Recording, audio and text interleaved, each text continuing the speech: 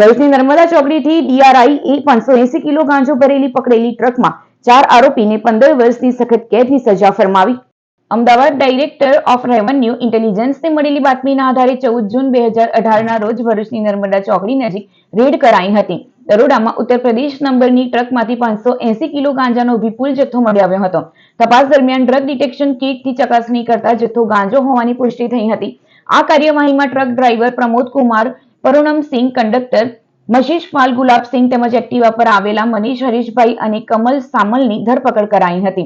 તપાસમાં ખુલ્યું હતું કે ચારેય આરોપીઓ એકબીજાની મદદગારીથી ગાંજાની હેરાફેરી અને વેચાણ કરવાની યોજના ઘડી હતી.